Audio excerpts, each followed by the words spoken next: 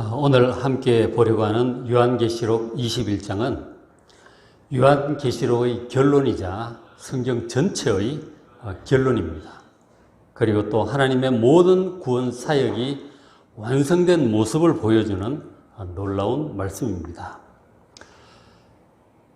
이 영광스러운 모습에 대해서 우리 사람의 말로 표현하는 데는 한계가 있을 것입니다. 말하는 것도 어렵고 듣는 것도 쉽지 않을 것입니다. 한계가 있겠지만 그러나 성령께서 말씀을 전하는 자와 그리고 듣는 모든 성도들에게 역사하셔서 영적인 눈을 열어주셔서 그 우리의 구원이 완성된 모습을 확실히 마음에 품고 소망 가운데 살아가는 여러분 되시길 바랍니다. 제가 연초에 창세기 앞부분부터 이제 말씀을 좀 드렸었는데 창세기 2장 8절에 원래 우리 사람이 타락하기 전에 처음 하나님께서 우리를 창조하신 모습이 에덴에 있습니다. 하나님께서 온 세상을 아름답게 지으셨고 우리 조상 아담과 하와에게 자녀 많이 낳고 번성하여 온 세상을 정복하고 하나님의 뜻을 따라 잘 다스리라고 말씀하셨습니다. 그리고는 에덴 동산에서 살게 하셨는데 그 에덴 동산에는 정말 먹을 것이 풍성했어요. 모든 각종 과일들이 많이 있었고 먹을 것들이 풍성했고 그 중에 동산 가운데 생명 과일도 있었습니다. 그리고 각종 동물들도 거기에 있었고 그리고 네 강물의 발원지가 되는 시냇물이 4개가 또 거기에 흐르고 있었어요. 시냇물 옆에서 가까이서 보면 참 좋죠. 맑은 물. 그렇죠? 그리고 금도 많았다고 합니다. 금도 많고 금은 보석도 많고 또 하나님께 친히 그곳에 거니시며 함께 거하시는 그런 곳이었습니다. 죄도 없고 죽음도 없는 그곳은 그야말로 낙원이었습니다. 이것이 원래 하나님께서 우리 사람들을 위해서 조성해 주신 환경이었어요. 자, 그런데 우리 조상들이 옛뱀에게 속아서 세상에 죄와 사망이 들어왔습니다. 그래서 모든 것이 참 비참하게 바뀌어 버렸습니다. 사람의 죄로 인해 저주받는 세상에 가시덤불이 나서 농사짓고 먹고 살기가 쉽지 않게 되었어요. 정말 얼굴에 땀이 흘러야 겨우 먹고 살 수 있게 되었어요. 평생 그렇게 먹고 살기 위해서 애쓰다가 결국은 죽고 마는 그런 세상이 되고 말았습니다. 에덴 동산 낙원에서 지낼 때 비한다면 너무나 모든 것들이 안 좋아진 것이죠. 그래서 하나님께서 불쌍히 여기시고 당신의 백성들을 이 죄로부터 사망으로부터 구원하셔서 영생을 회복시켜 주시고 낙원을 회복시켜 주실 계획을 하나님께 선지자를 통해서 이렇게 말씀을 하셨습니다. 이사야 선지자를 통해서 말씀하시기를 11장 1절에 많은 말씀이 있지만 한 군데 보시면 이사야 11장 1절에 이새의 줄기에 산 싹이 나며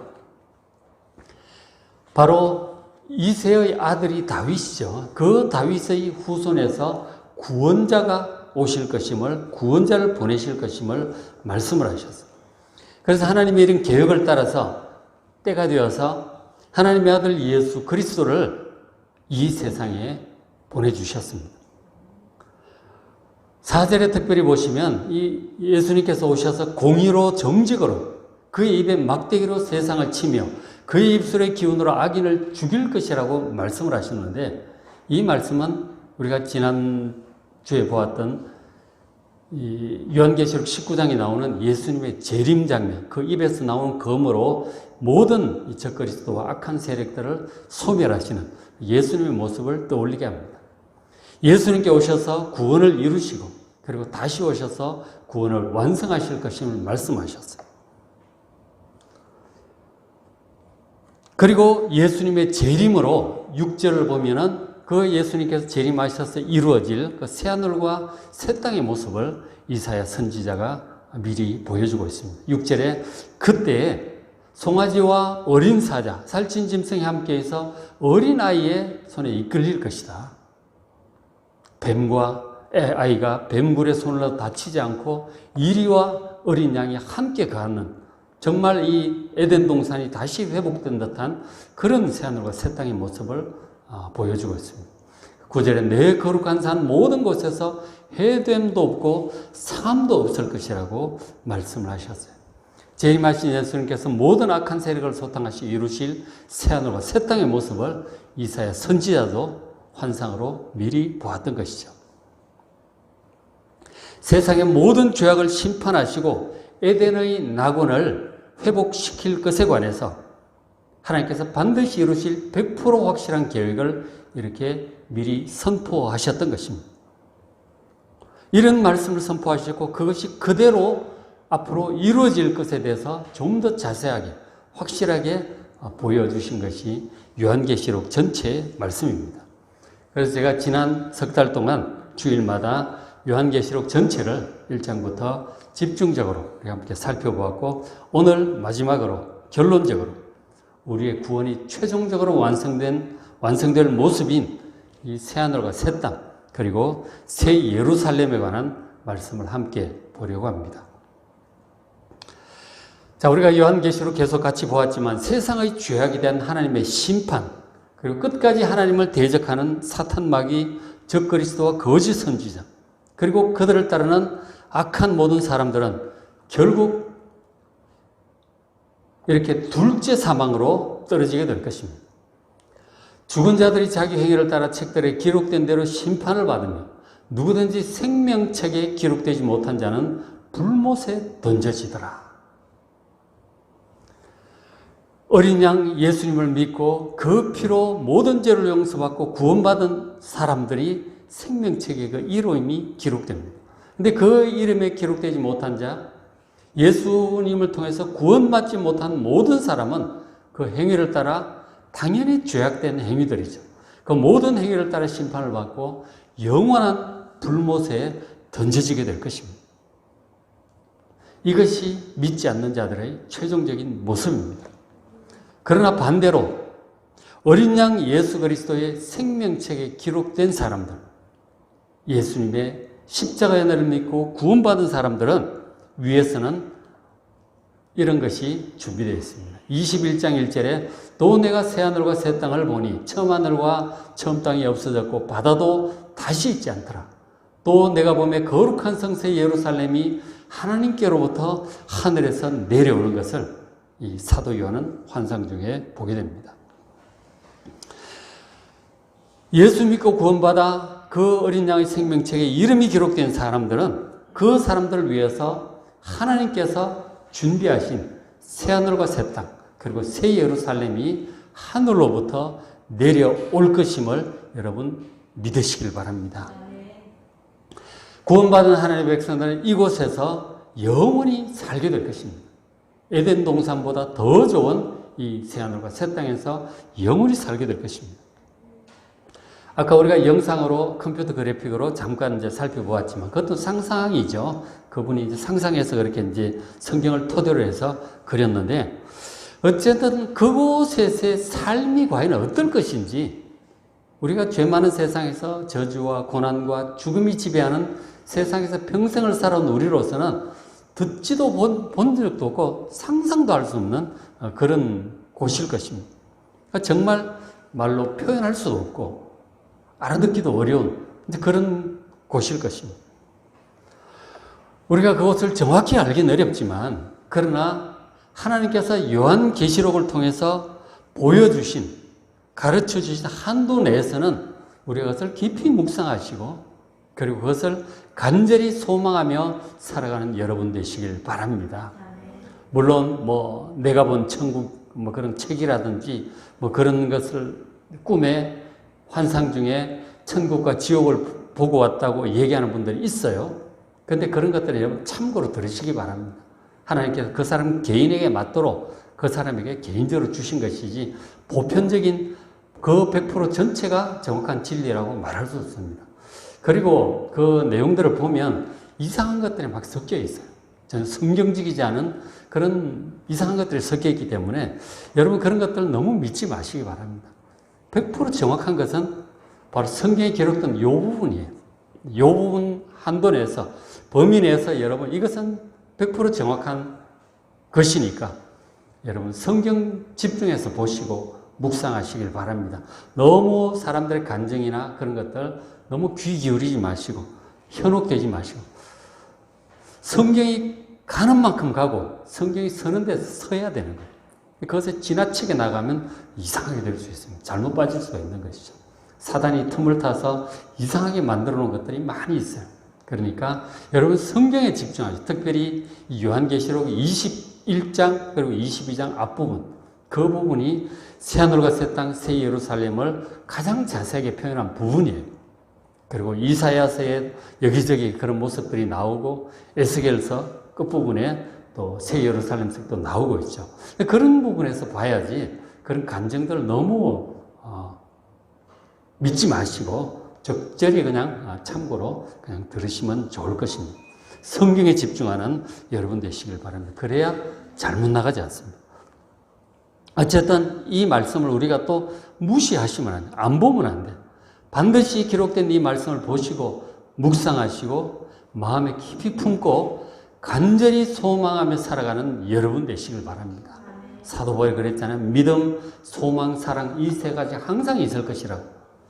이 소망이 바로 이것을 얘기하는 거예요. 새하늘과 새 땅, 새 예루살렘 성을 간절히 믿고 바라보는 그 마음이 소망이.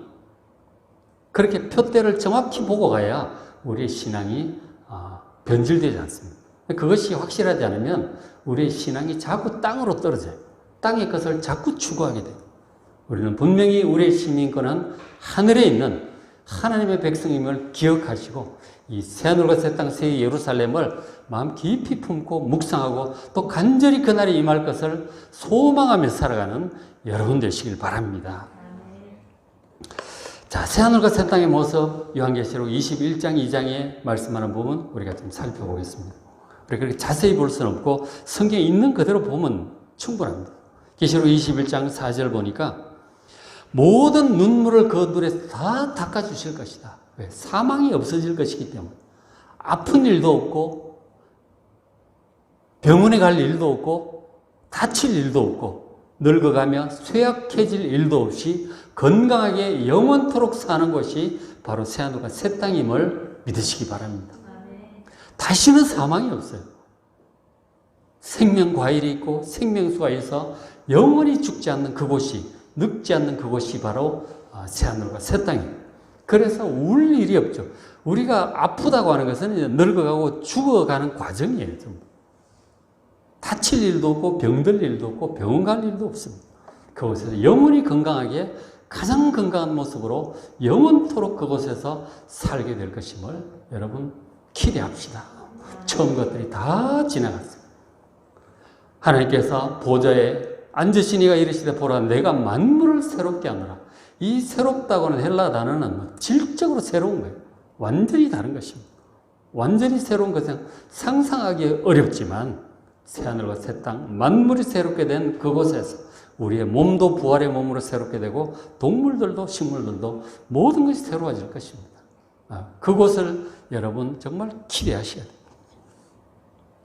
모든 것이 완전히 새로워진 그런 세상을 우리 좀 상상도 좀 해보면서 기대합시다. 그리고 또 말씀하셨어요. 21장 6절에 또 내게 말씀하시되 이루었도다. 다 이루었다. 완수하셨다는 거예요. 나는 알파 오메가의 처음과 마지막이다. 알파는 이 헬라어 알파벳의 첫 글자가 알파예요. 알파, 베타, 감마, 델타, 이오타 이렇게 나가죠. 요즘 그 코로나 변이에 붙는 이름이 알파, 베타, 감마, 델타 이렇게 나가잖아요. 이 헬라어 알파벳이에요. 그것이 가장 이제 전통적으로 오래된, 그보다 더 오래된 것도 있지만 가장 중요한 오래된 알파벳이기 때문에 그 알파벳을 붙이고 있어요. 그 알파벳의 마지막 글자가 오메가입니다. 오메가. 그러니까 이 하나님은, 예수님은 알파이기도 하고 오메가이기도 하고 처음이기도 하고 끝이기도 하다는 거죠. 그러면서 처음과 마지막이라. 하나님께서, 삼위 하나님께서 태초에 세상 만물을 창조하시고 우리 사람들을 창조하셨어요. 바로 그것이 역사를, 세상과 역사를 시작하신 그 하나님께서 결국은 죄로 인해서 망가진 이 역사를 마무리 지으시고 그리고 새로운 하늘과 새로운 땅, 영원한 새 하늘과 새 땅을 새롭게 시작하게 하신다는 사실을 말씀을 하시는 거예요. 시작하신 분이 마무리를 하시게 될 거예요. 이 현 세상, 죄 많은 이 현 세상, 저주받은 세상을 마무리 지으시고, 그 마무리 지으시는 내용들이 우리 계시록 보셨잖아요. 7인의 환란, 7대집의 환란, 7 나팔의 환란, 이 모든 것들을 통해서 그 속에서 하나님을 대적하는 그 사람들과 세상을 심판하심으로 이 처음 하늘과 처음 땅은 이제 마무리되는 것입니다. 그리고 하나님께서 능력으로 새롭게 하신, 만물을 새롭게 하신 이 새하늘과 새 땅에서 부활의 몸을 입고 우리로 하여금 새롭게 살게 하실 것입니다. 자, 하나님께서 시작하신 하나님께서 마무리 지으실 거라고요. 사람들은 막연히 그렇게 생각해요. 역사가 끊임없이 계속되고 영원히 계속되고 점점 좋아져서 인간의 기술과 지혜와 과학과 노력으로 온 세상은 유토피아처럼 될 것이라는 그런 기대감을 가지고 끊임없이 하고 있어요. 가장 뛰어난 이 지금 기업가들, 과학자들, 철학자들, 이론가들이 그런 것들을 지금 이론적인 것들을 만들어내고 또 할 수 있다고 호언장담하면서 이끌어가고 있습니다. 바이오 기술, 나노 기술, IT 기술 전부 동원해서 사람은 이제 죽음을 극복할 것이다. 영생불사할 것이다. 그리고 전쟁도 없어지고 식량도 풍부하게 되고 우주도 개발하고 그런 유토피아를 꿈꾸면서 세상을 해나가고 있습니다. 정말 사람의 영생불사가 몇 년 남지 않았다고 호언장담하던 그 시기에 코로나가 터진 것이죠.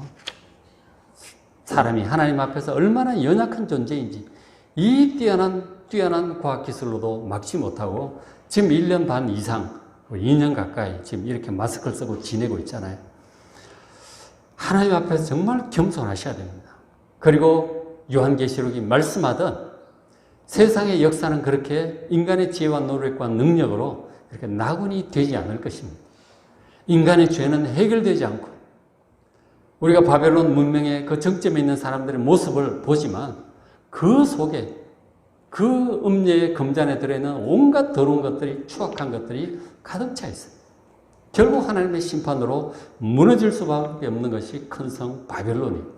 여러분 그것을 아시고 그곳에 음녀와 같은 바벨론의 소망을 두지 마시고 하나님 준비하신 이 새하늘과 새 땅, 새 예루살렘 성에 소망을 두는 여러분 되시길 바랍니다. 그것이 하나님의 말씀입니다. 하나님께서 알파와 오메가 되신 하나님께 시작하셨고 이 땅에 대해서 마무리하실 것입니다. 그리고 새하늘과 새 땅을 이루실 것입니다. 우리 하나님의 백성들에게 필요한 것은 무엇일까요? 그것을 맞이하기 위해서 7절에 이기는 자는 이것들을 상속으로 받으리라. 믿음으로 승리하는 삶을 사는 자가 그 새하늘과 새 땅에 들어가게 될 것을 믿으시기 바랍니다. 요한계시록 1장, 2장, 3장 계속해서 말씀하셨어요. 이 모든 심판의 기준이 되는 주님의 뜻은 이기는 것입니다. 우리가 인생의 싸움에서 이겨야 하고 그리고 이 진리와 거짓의 싸움에서 진리로 이기셔야 합니다. 믿음을 지키고 세상의 박해나 유혹에 굴복하거나 타협해서 믿음에서 떠나지 않고 우리 조상 아담과 하와가 속았듯이 속지 마시고 진리에 굳게 서서 오직 하나님만 경외하고 하나님만 섬기고 하나님의 모든 말씀을 믿고 그 말씀 믿고 순종하여 진리로 승리하는 여러분 되시길 바랍니다. 그러한 자가 새하늘과 새 땅에 들어갈 수 있습니다. 반대로 이 새하늘과 새 땅에 들어가지 못할 자들도 있다고 분명히 있다고 말씀을 하고 있습니다. 계시록 21장 8절에 8종류의 사람들을 언급을 하고 있어요. 그러나 두려워하는 자들, 이런 사람들은 끝에 보면 불과 유황으로 타는 못에 던져지게 될 것입니다. 사탄이 들어가 있고 적그리스도와 거짓 선지자가 들어가는 그곳에 함께 들어가게 될 것입니다. 그것이 둘째 사망이. 그곳에 어떤 자들이 들어가는가? 첫째, 두려워하는 자들.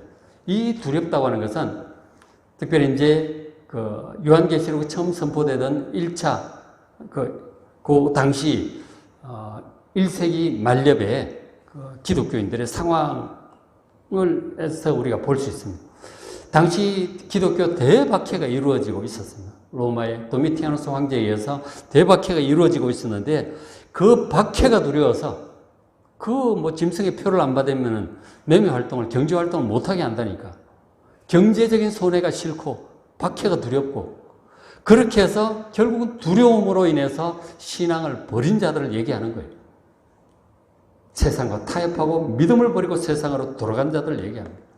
그 다음 두 번째로는 믿지 아니하는 자들도 유황불못에 던져질 것이다. 이런 사람들은 우리를 이 죄와 사망으로부터 구원하여 하나님 나라로 들어갈 수 있게 하는 것은 오직 예수 그리스도밖에 없습니다. 오직 예수 그리스도밖에 없는데 예수님께서 십자가를 지심으로 이루신 이 구원을 받아들이지 않고 예수님을 영접하지 않고 믿지 않고 끝까지 거절한 불신자들입니다. 이러한 사람들도 유황불못에 던져질 것입니다. 그 다음 세 번째로 흉악한 자들이 있습니다. 이 흉악하다는 원어는 가증한 자들이라는 뜻이에요. 혐오스러운 짓을 하는 자들이라는 뜻입니다. 성경 구약에 보면 가증한 죄악에 대해서 많은 얘기들을 하고 있어요. 우상숭배라든가, 간음이라든가, 동성애라든가, 이런 이제 많은 것들이 있어요. 그리고 영적으로 더러운 그런 것들이 있죠. 가증한, 하나님 앞에 가증한 행위를 하는 자들, 그곳에 빠져 있는 자들, 그곳에 나올 생각도 안 하고 빠져 있는 자들, 그러한 자들은 분명히 불못에 던져질 것입니다. 그 다음 살인자들, 음행하는 자들, 이 십계명에 분명히 금하고 있는 말씀이죠. 살인하지 말라, 간음하지 말라. 이러한 것을 우리가 실수로 할 수도 있는데 이것을 그냥 막 하는 사람도 있죠. 그죠? 아주 연쇄살인범도 있고 이런 사람들을 보게 되는데 이런 살인자들 그리고 음행에 빠져 있는 자들 그런 자들도 던져지게 될 것입니다. 그 다음 점술가들. 이런 점술가들은 우리가 점쟁이라든가 무당, 마법사, 마술사 이런 사람들을 가리키고 있는 것이죠.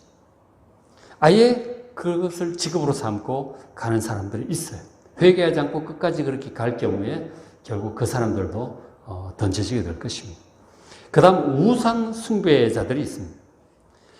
우상 숭배와 이 타종교, 하나님이 아닌, 예수님이 아닌 이런 것들에 전적으로 직업적으로 전념한 자들이 있죠.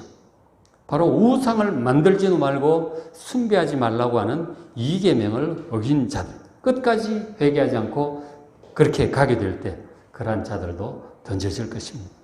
그 다음 모든 거짓말하는 자들이 있습니다. 이 거짓말하는 자들은 우리가 일상생활 속에 조금 거짓말하고 그런 얘기가 아니고요.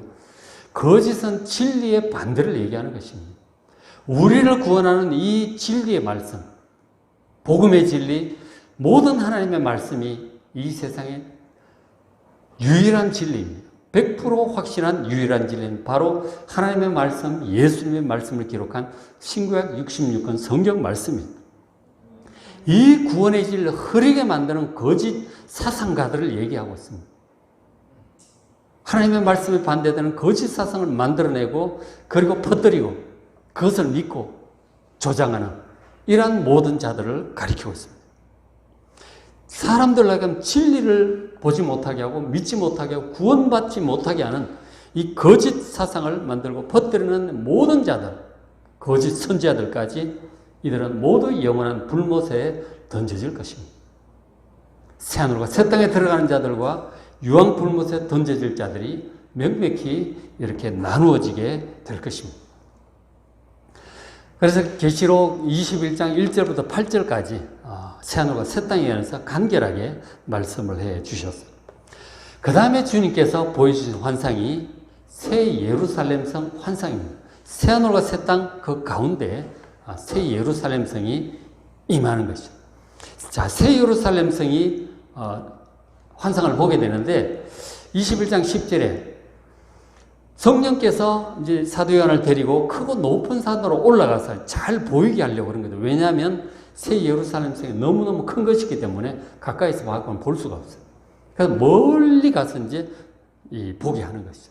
하늘에서 내려오는 거룩한 성 새 예루살렘 성을 보여주십니다. 이 하늘에서 내려온다고 하는 것은 하나님께서 준비하신 곳이라고 하는 거예요. 사람의 지혜와 문명으로 만들 수 있는 수준이 아니에요. 새하늘과 새 땅에 이 말 바로 새 예루살렘 하늘로부터 내려옵니다. 하늘에서 내려오는 거룩한 성 예루살렘을 보이니 하나님의 영광에서 그 성의 빛이 그 빛이 지극히 귀한 보석처럼 너무너무 영롱한 아름다운 빛을 발하는 성이었어요. 보니까 벽옥 같고 수정같이 막더라. 그렇게 묘사를 하고 있습니다. 어쨌든 이 사도 요한의 환상으로 본 것이 너무너무 아름다운데 참 인간의 말로 다 표현할 수 없는 그런 것이라 뭐 이런 정도로 좀 표현을 하고 있는 것이죠. 예루살렘 성에 대해서 잠깐 말씀을 드릴게요. 예루살렘 성은 처음 이제 역사 속에 등장하는 것이 BC 천년경이에요. 지금으로부터 3000년 전이죠. BC 천년경에 다윗이 왕이 되면서 제일 먼저 한 일 중에 하나가 그 여부 사람들이 아직도 이제 여부 사람들이 점령하고 살고 있던 곳이에요. 그곳을 점령해서 정복을 합니다. 그곳을 수도로 삼는 거예요. 처음으로 예루살렘 성이 등장을 하고 그리고 다윗을 통해서 이스라엘의 수도가 된 곳이에요. 그래서 그것을 이제 잘 가꾼 것이죠. 그렇게 했고 다윗이 나라가 이제 굉장히 부강해지잖아요. 많은 부가 들어옵니다. 주변의 나라들을 다 제압을 하고 조공을 바치고 하니까 나라가 굉장히 부유해지죠. 많은 것들이 예루살렘으로 들어와요. 그리고 이제 그 다음 왕 솔로몬 때 더 막 이스라엘과 예루살렘이 부강해지죠. 그리고 특별히 솔로몬이 예루살렘 성전 한가운데 성전을 세웁니다. 지성소와 성소를 준비하고 번제단과 다 준비를 해서 하나님께 예배 드리는 곳인 성전을 세워요. 그 성전에 보면 뭐 휘황찬란합니다. 특별히 그 성소 안으로 들어가면 사방벽이 금이에요. 사방벽이 금으로 되어 있습니다. 그릇들 다 금초대, 금으로 된 떡상 해가지고 번쩍번쩍합니다. 그리고 바닥 백향모로 깔고 얼마나 최고로 아름다운 그런 곳입니다. 그렇게 해서 이 예루살렘 성이 이렇게 아름다워진 거예요. 부강하고 아름다워요. 다윗 솔로몬 시대에 주변의 나라들이 전부 좀 다 어려움을 겪고 있어요. 별로 강한 나라들이 없었어요. 아마 당시 BC 천년경 당시 중동 지역에서 가장 강력하고 부강한 나라를 이루었어요. 다 좀 별 볼 일 없는 그 시절이었거든요. 그 예루살렘 성이 아마 가장 부유하고 아름답고 강력한 그런 도시가 되었던 것이죠. 그리고 거룩하신 하나님께서 가시는 성전이 있는 그런 아주 거룩한 곳, 부강한 곳, 아름다운 곳이 바로 예루살렘 성이었어요. 자, 그런데 이 백성들이 하나님의 축복으로 그렇게 되었음에도 불구하고 하나님께 예배를 등한시하고 점점 세상 속으로 빠져들어가는 육신을 따라 불신자들을 따라 세상 속으로 빠져들어가면서 우상숭배도 빠져들고 결국 하나님의 진노로 예루살렘 성이 무너지게 돼요. 그 화려하고 아름다웠던 성전도 무너지고 예루살렘 성도 무너지게 됩니다. 그것이 BC 586년이었어요. BC 580년. 그러니까 한 400년 정도 그렇게 지내다가 결국 예루살렘 성이 무너진 것이죠. 바벨론에 의해서 멸망을 당합니다. 그러니까 많이 죽고 포로로 끌려가고 그렇게 되고 말았죠. 그러다 하나님의 은혜로 70년 만에 다시 돌아와요. 70년 만에 다시 돌아와서 예루살렘 성전을 재건을 합니다. 그러나 솔로몬 성전에 비할 수 없는 초라한 성전이었죠. 사람도 적고 돈도 없으니까. 어쨌든 재건을 하고 그리고 느헤미야도 곧 돌아와서 예루살렘 성벽도 다시 짓습니다. 예루살렘 성이 재건이 된 것이죠. 자, 그렇게 해서 또한 500년 세월이 또 흘러갑니다. 예수님 시대까지 왔었죠. 예수님 시대 때 헤로드 왕이 엄청나게 성전을 크게 중건을 합니다. 아주 화려하게 중건을 했어요.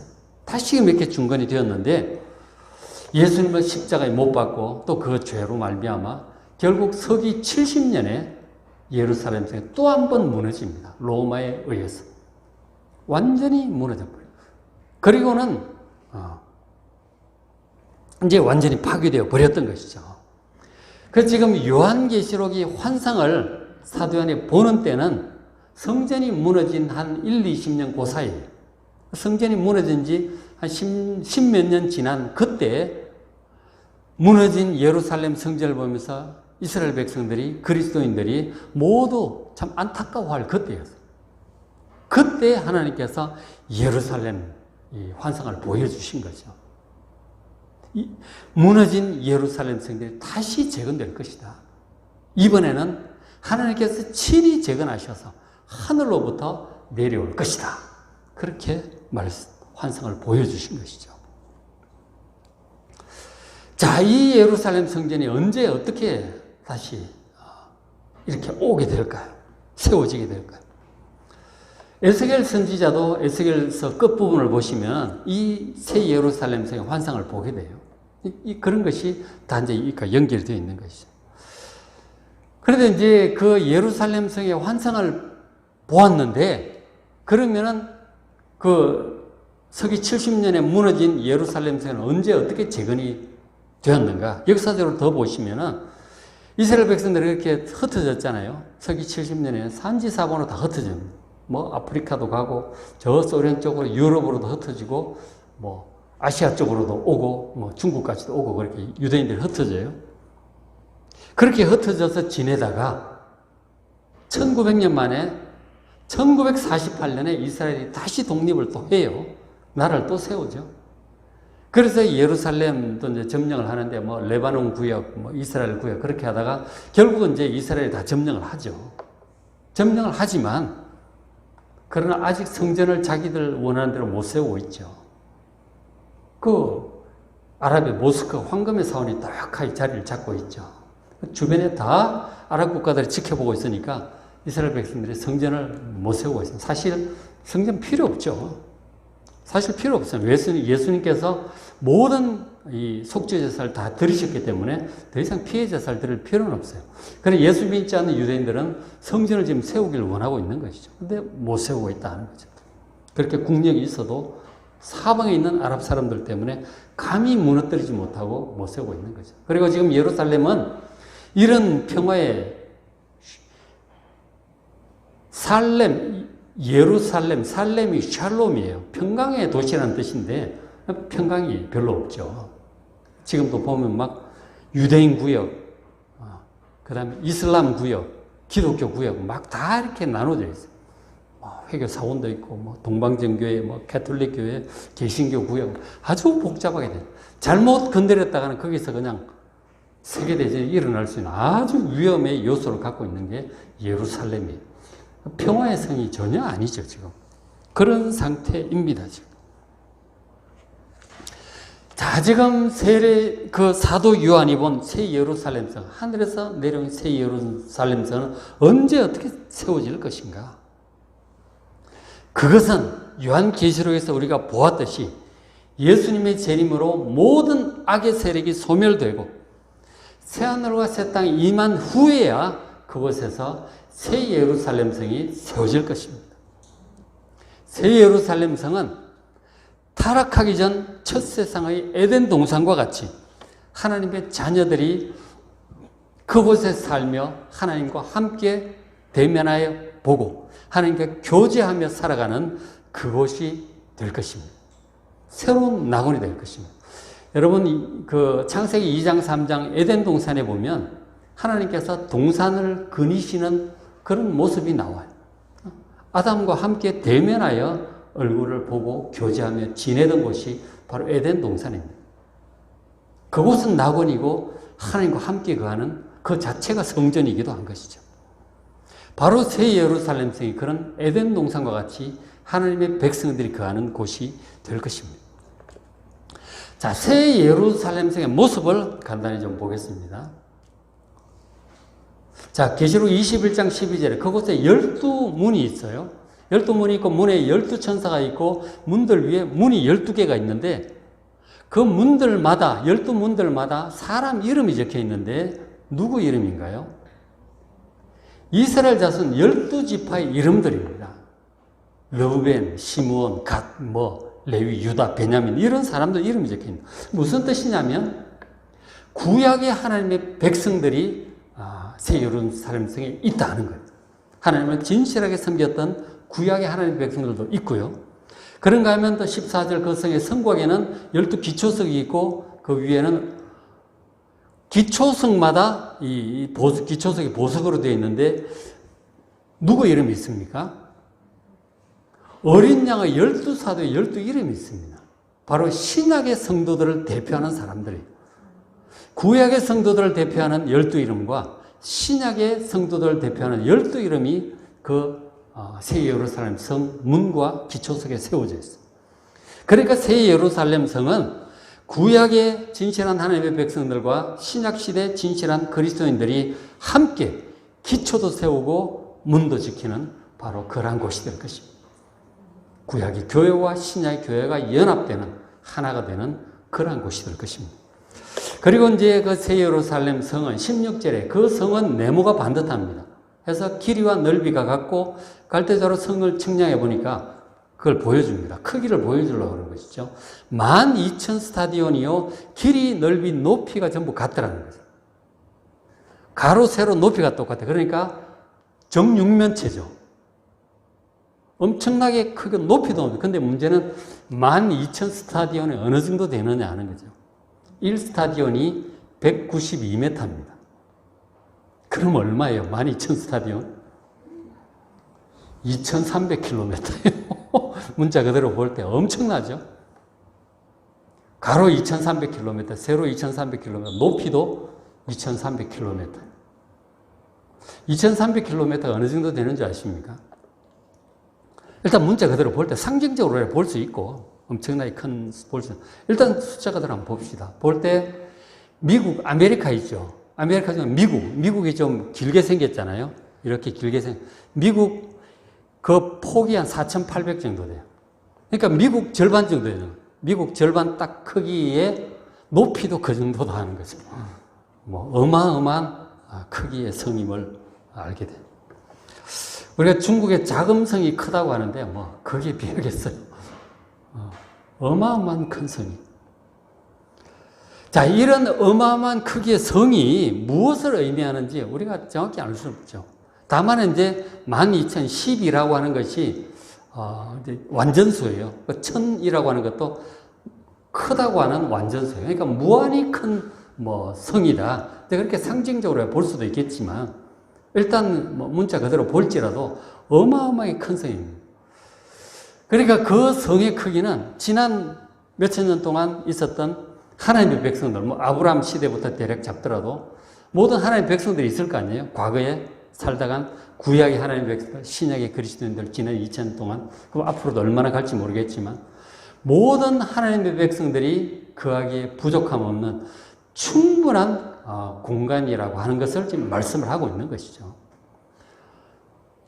천국은 결코 좁지 않을 것입니다. 충분한 곳, 그곳에서. 그러니까 에덴 동산하고 좀 다르죠. 굉장히 건물이 높은 거 보면, 아까 영상에 보면은 황금빛으로 된 그 도시들을 보여주죠. 도시의 모습을 보여주고 있죠. 그래서 뭐 정확히 어떤 것이냐, 뭐 가봐야 알겠죠. 나중에 되어봐야 알겠지만.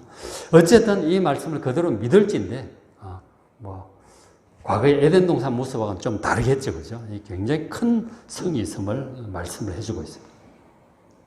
그리고 또 하나 이제 이 정육면체라고 하는 사실에서 또 하나가 생각할 수 있는 것은 지성소 있잖아요. 원래 성막의 그 지성소를 보면 지성소 크기가 정육면체로 되어 있습니다. 가로 20규빗, 10m쯤 되죠. 세로 10m, 높이 10m쯤 돼요. 정육면체라고 하는 그곳에 천정이 상당히 높은 거죠. 그곳에 하나님이 가시는 지성소를 떠올리게 하는 그런 모습이에요. 에덴 동산도 하나님이 가는 지성소였듯이 새 예루살렘 성 자체가 하나님이 가시는 지성소라고 하는 그런 신학적인 의미도 또 볼 수 있을 것입니다. 자, 그것이 이제 새 예루살렘 성을 크기를 그렇게 얘기를 해주고 있고, 그 다음에 또 하나 21장 17절에 그 성곽을 측량하면 144규빗이다. 성곽은 뭐냐면 성벽을 얘기하는 거예요. 그 성을 둘러싸고 있는 담벼락이죠. 성벽을 얘기합니다. 그 성을 보호하기 위해서 성벽을 이렇게 하죠. 높이가 144규빗이니까 대략 70m 정도죠. 높이가 2,400km 성벽에 비하면 높진 않지만 충분하지 않겠어요. 그죠? 어쨌든 이것도 상징성이 있는 거죠. 상징성이 있는 것이죠. 어쨌든 이 예루살렘 성을 보호하는 성곽이 충분한 높이로 있습니다. 그리고 18절 그 성곽은 성벽이죠. 성벽이 재료가 벽옥으로 되어 있어요. 벽옥. 벽옥이라고 하는 것은 영어로는 제스퍼입니다. 제스퍼. 헬라어로 이아스팜 그렇게 되는데 제스퍼라고 하는 것은 녹색 옥이에요. 옥. 녹색 옥입니다. 아름다운 녹색 옥으로 쌓은 성벽은 없을걸요. 그런 귀한 걸로 어떻게 성벽을 쌓겠어요? 화강암이나 이런 대리석이나 이런 걸로 성벽을 쌓겠죠. 저도 수원에 살았었는데 수원성 보면은 정조대왕에 쌓은 수원성도 참 잘 되는데 그런 화강암 그런 계통으로 되어 있죠. 그 엄청난 벽옥이 어디 있겠어요? 다 이제 어쨌든 새 예루살렘도 아름다운 벽옥으로 되어 있습니다. 그 환상적으로 이렇게 보인 거예요. 정확히 뭔지는 잘 모르죠. 대략 그렇게 본 거죠. 또 그 성은 정금인데 맑은 유리 같더라는 거예요. 이 순금이에요. 순금이라고 하는 거예요. 그 금을 재련을 잘해야 아주 최고로 재련이 잘된 금은 이제 맑은 유리 같은 광채가 난다고 하잖아요.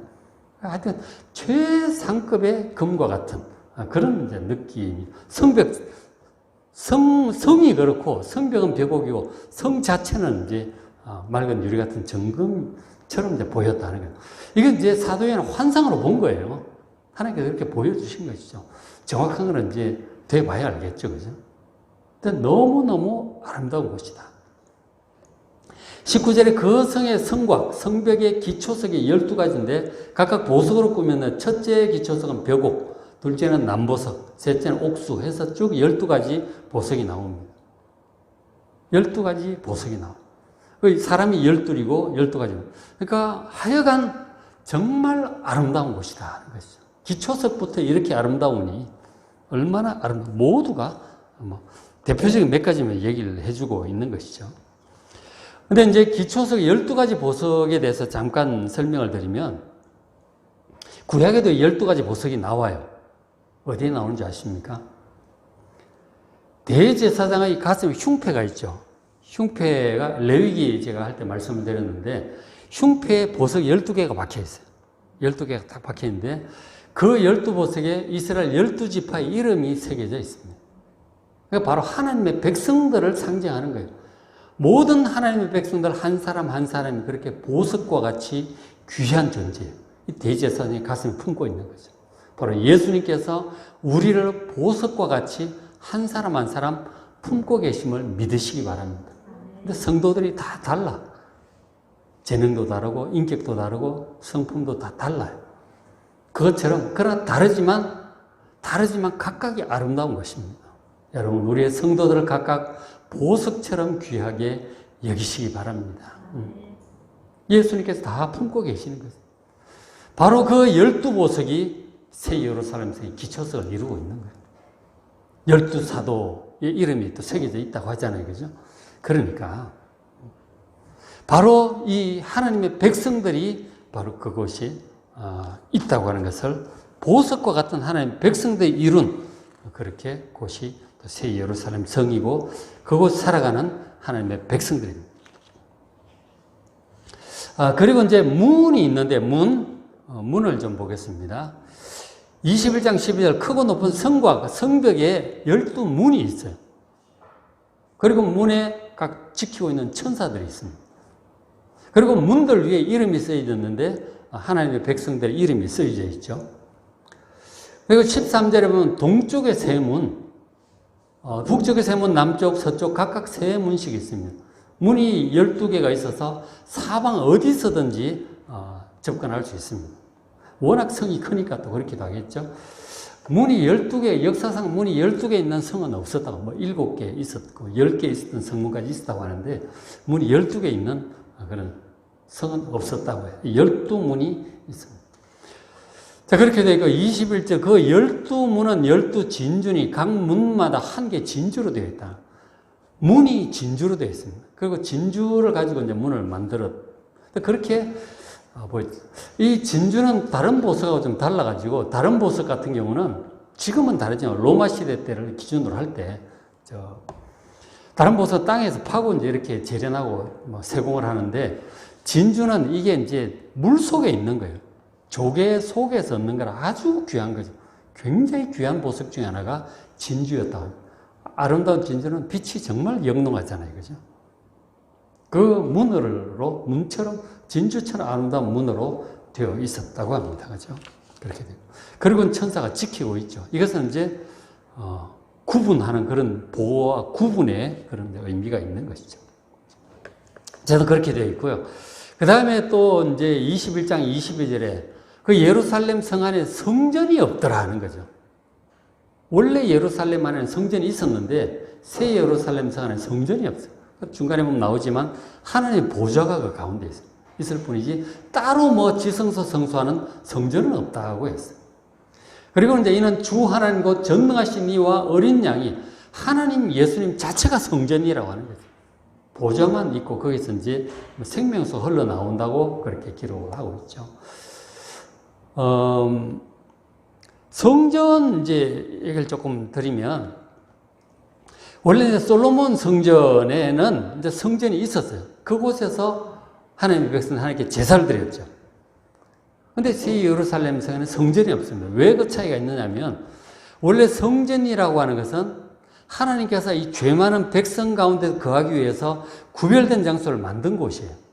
사람들이 함부로 접근하지 못하도록. 속된 것과 거룩한 것을 구별하는 그 담을 두고 그 사이에, 그 안에 거룩한 곳에 하나님께서 거하시는 거죠. 그런데 그것은 백성들이 죄 때문에 그런 것이죠. 그러나 새 예루살렘 성에 사는 하나님 백성들은 죄가 없어요. 다 용서받고 온전히 정결하게 된 사람들입니다. 그렇기 때문에 하나님과 사람 사이를 구분할 필요가 없어요. 직접 대면하여 하나님을 뵙고 예수님도 성령님도 대면하여 뵐 수 있게 될 것을 여러분 기대하시길 바랍니다. 지금은 하나님 은혜 한번 하나님을 우리가 경험한다고 할까? 그게 참 어렵잖아요. 기도하려고 해도 집중이 잘 안 돼요. 워낙 생각이 번민이 많고 뭐 이것저것 환경이 안 되고 해서 기도에 집중하게 되면, 기도에 집중해야 하나님 은혜를 조금 우리가 맛볼까 말까 하잖아요. 그죠? 하나님의 음성이라도 기도에 깊이 들어가서 하나님의 음성, 큰 감동을 받았다. 환상 중에 하나님의 음성을 들었다. 꿈이 하나님의 음성을 들었다. 정말 귀하죠. 그것이 우리에게 큰 힘이 되고 좋지만 그런 경험이 너무너무 귀해요. 왜냐하면 우리에게 죄가 많아서 그래요. 그죠? 이 육신의 죄, 마음의 죄, 이런 것들이 장벽이 되어서 하나님과 소통하기 어려워요. 그러나 그곳에서는 자유롭게 하나님과 예수님과 만나고 대화하고 소통하게 될 줄로 믿습니다. 그게 새 예루살렘 성의 가장 좋은 것 중에 하나예요. 그래서 성전이 따로 필요가 없다는 거예요. 그리고 성 안에 하나님의 영광스러운 빛이 있다고 하죠. 23절에 해나 달이 비침이 필요 없다. 해, 달 필요 없어요. 하나님의 영광, 예수님의 영광이 그 예루살렘 성전에 비치고 있기 때문에 너무너무 아름답고 편안한 빛일 것입니다. 지금 햇볕, 여름은 너무 뜨겁고, 겨울은 춥고, 눈부시기도 하고, 밤에는 어둡고 그렇잖아요. 그러나 새 예루살렘의 그 하나님의 영광의 빛은 너무나 아름답고 편안한 빛일 줄로 믿습니다. 우리 마음을 좋게 하는 그런 빛이 될 거예요. 그거는 해가 질 일이 없으니까 밤도 없는 거죠. 왜냐하면 피곤하지 않기 때문에. 여러분 원하는 것 뭐든지 할 수 있는 그곳이, 지치지 않고 무엇이든지 할 수 있는 그곳이 될 것입니다. 악기 좋아하는 사람 악기 연주 많이 하시고, 오래오래 사니까 다 악기 다 배우시고 그렇게 하시면 됩니다. 그 재앙을, 그 하나님 주신 재능을 우리가 마음껏 발휘하면서 온 세상을 다스리며 살게 될 것입니다. 그곳이 새 예루살렘 성이라는 것입니다. 그리고 24절 만국이 그 빛 가운데로 다니고 땅의 왕들이 자기 영광을 가지고 그리로 들어갈 것이다. 그 예루살렘 성으로 들어오는데 땅의 왕들이 예루살렘 성을 출입을 합니다. 이 땅의 왕들이 누굴까요? 바로 구원받은 하나님의 백성들이에요. 나중에 그 다음 구절도 보겠지만 우리가 구원받은 하나님의 백성들이 구원받은 최종적인 모습은 왕으로서 영원히 다스린다고 하는 거예요.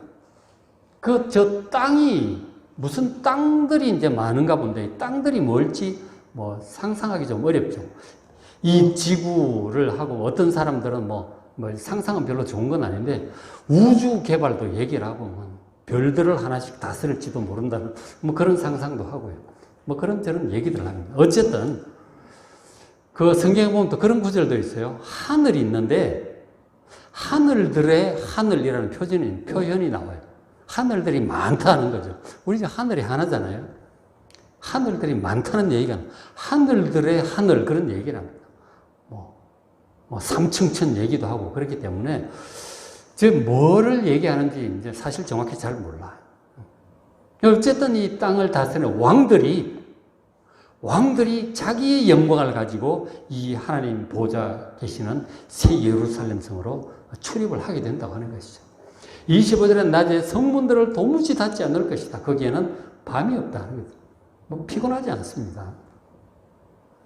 26절 사람들이 만국의 영광 존귀를 가지고 새 예루살렘 성을 출입하게 될 것입니다. 그곳에서 하나님을 찬양하게 되겠죠. 제대로 모든 것을 정복하고 다스리게 될 것입니다. 하나님의 자녀들이, 왕들이. 그 다음에 22장으로 넘어가서 22장 1절에 또 그가 수정같이 맑은 생명수의 강을 보는 새하늘과 새 땅에는 바다가 없다고 그랬어요. 그런데 강이 있어요.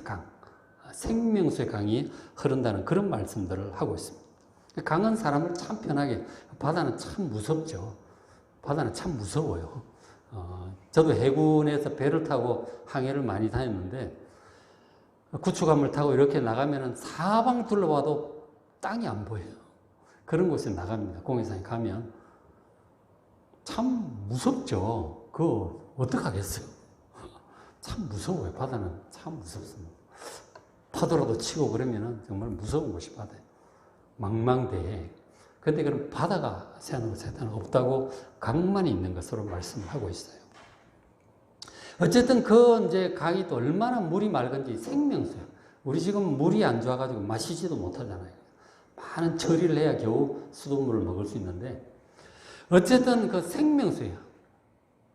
정말 생명수. 그 물을 다 마실 수 있는 그런 물이겠죠. 생명수의 강을 보이니 그 생명수 발원지가 하나님과 및 어린 양의 보좌로부터 흘러나옵니다. 하나님께로부터 흘러나오는 뭐 상징적으로 볼 수도 있죠. 상징적으로 볼 수도 있겠지만 또 그대로 볼 수도 있죠. 그죠?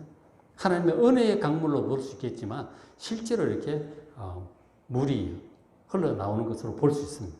그래서 이제 에스겔서에도 그 성전에서 생명수의 강이 흘러나와가지고 처음에는 무릎에 나중에는 뭐 허리에 닿고 이래가지고 강 좌우에 막 12가지 열매가 맺히는 생명나무를 봐요. 에스겔 선지자도. 같은 걸 지금 보고 있는 것이죠.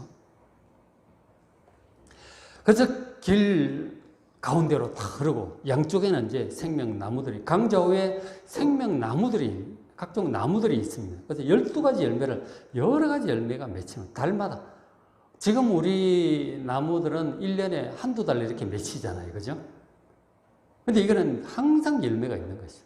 에덴 동산도 아마 그랬을 거라고 봐요. 항상 다양한 열매들이 돌아가면서 맺혔을 텐데 새하늘과 새 땅에도 그렇다 하는 거죠. 달마다가 열매를 맺고 그 나무 잎사귀는 만국을 치료하기 위하여 있다. 뭐 치료가 뭔지 잘 모르겠지만 어쨌든 우리도 지금 몸이 안 좋으면 치료제를 먹으면 몸 좋아지잖아요. 뭐 또 피로를 풀게 하는 그런 것이 또 있는지도 모르죠.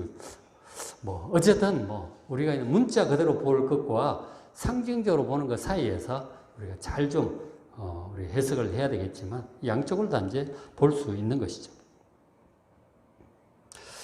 자, 그래서 에덴 동산과 참 비슷한 그런 면이 있기 때문에 같이 연결을 시켜서 좀 우리가 생각을 해볼 필요가 있습니다. 자, 그 다음에 마지막 한 구절 더 보겠습니다. 그 22장 3절에 다시 저주가 없다 하는 거죠. 저주가 언제 임했습니까? 창세기 3장에 임했죠. 그죠? 창세기 3장에 뱀의 유혹을 받아 선악을 다 먹고 저주가 임했습니다. 그 저주로 말미암아 여자는 아기 낳는 것이 정말 힘들어지고, 그리고 먹고 사는 것이 땅도 저주를 받고 가시덤불 엉겅퀴가 나고 결국 아프고 늙어가고 결국은 죽어갈 것이라고 하는 게 이 저주예요. 다시는 저주가 없다 하는 것은 완전히 해결이 됐습니다. 하나님과 그 어린 양의 보좌가 그 가운데 있습니다. 그 가운데 하나님께서 계시고 예수님 계시고, 그래서 그의 종들이 그를 섬기고 얼굴을 보게 될 것이다. 하나님 얼굴, 예수님의 얼굴을 친히 보게 될 것입니다. 그리고 다시 밤이 없고 등불과 햇볕도 필요 없습니다. 이는 주 하나님이 그들에게 빛이십니다. 그들이 세세토록 왕노릇하리로다. 이게 구원이 완성된 모습의 끝이에요. 이 새하늘과 새 땅에서 새 예루살렘에서 세세토록 영원토록 왕으로서 다스리며 살게 되는 것, 이것이 구원이 완성된 모습이에요. 그리고 이제 6절부터는 이제 에필로그입니다. 뒷부분에 이 말씀에 덧붙이도 말고 더하지도 말고 속히 오시옵소서, 그렇게 하는 뒷부분이에요. 그 뒷부분에 대해서는 요한계시록 22장 여러분 유튜브에 맥체인도 강의한 것이 있으니까 그것 한번 찾아보시면 되겠습니다. 그래서 구원의 최종적인 모습, 새하늘 새 땅, 새 예루살렘은 계시록 21장 22장 앞부분이에요.